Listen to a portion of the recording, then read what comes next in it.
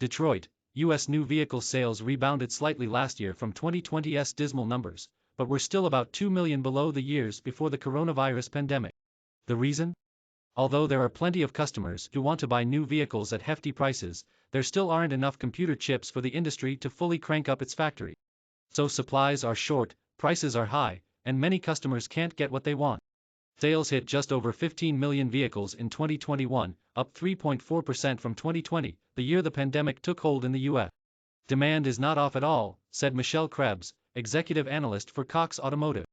What is off is sales, because the inventory doesn't exist. Cox expects 2021 sales to be 14.9 million vehicles, up 2.5% from 2020, the year the pandemic hit the U.S. and forced the industry to shut down for 8 weeks. But over the 5 years before the pandemic, sales averaged 17.3 million. Among the hardest hit by the chip shortage was General Motors GM, which was unseated by Toyota TM last year as the nation's top-selling automaker for the first time. GM on Tuesday reported that last year's U.S. sales fell 13% from 2020 levels to just over 2.2 million.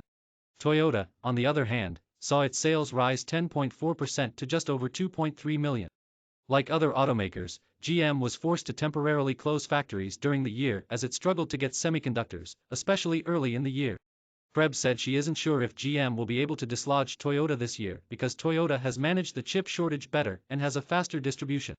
GM diverted limited chip supplies to higher-margin pickup trucks and full-size SUVs, boosting the company's bottom line, spokesman Jim Kane said. Early last year, GM forecast pre-tax earnings of $10 billion to $11 billion, but expects to finish the year around $14 billion, he said. The company, Kane said, expects the chip shortage to ease this year, with more available in the second half. Among other automakers reporting full-year sales numbers were Ford F with a 7% year-over-year decline, Stellantis STLA with a 2.2% drop, and Subaru JP 7270 with sales falling 4.6% below 2020. Honda HMC posted an 8.9% increase, while Hyundai KR 005380 saw a 23.3% jump. Nissan JP 7201 sales also rose by 8.7%, while Volkswagen Group XE VOW posted an 11.7% increase, according to Motor Intelligence. Analysts and industry executives say although chip supplies are improving, it's not certain when they'll get back to pre-pandemic level. The average gas-powered vehicle has about 1,000 chips, and electric vehicles can have more than double that number. IHS Markit analyst Phil Amsrud, who follows automotive chips, said supplies won't improve immediately. We're seeing 2022 as being an improvement over 2021, but it's not going to start January 3rd or 4th, he said, adding that the second half should be better than the first. There are signs that the number of vehicles on dealer lots is growing, though. It rose to more than 1 million last month for the first time since August, Krebs said. But that's still 1.5 million below 2020 and 2.5 million fewer than in 2019. Cox is predicting that U.S. new vehicle sales will increase by more than 1 million this year, to around 16 million. Amsrud attributed the vehicle inventory growth more to automakers managing the chip shortage better, rather than any dramatic growth in chip supply. Like GM, many have allocated chips to build more expensive models. David Kelleher, owner of a Stellantis dealership in Glen Mills, Pennsylvania, near Philadelphia, said he doesn't see much change in auto sales and prices this year or next, but he's happy with that. He's making record profits, selling just about every vehicle he gets at sticker price, while customers are happy to find vehicles.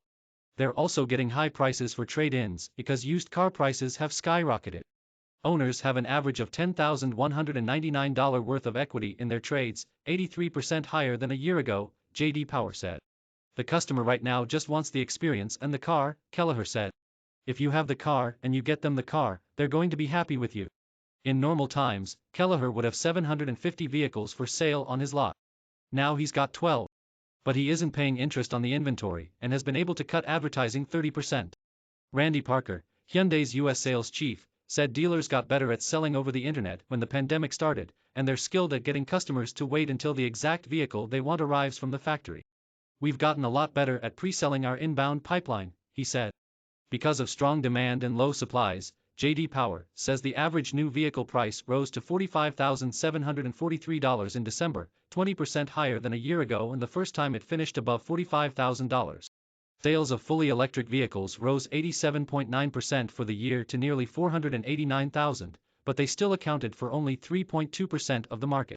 Sedans definitely aren't driving new vehicle demand. J.D. Power reports that SUVs and pickup trucks accounted for a record 80.2% of new vehicle sales in December.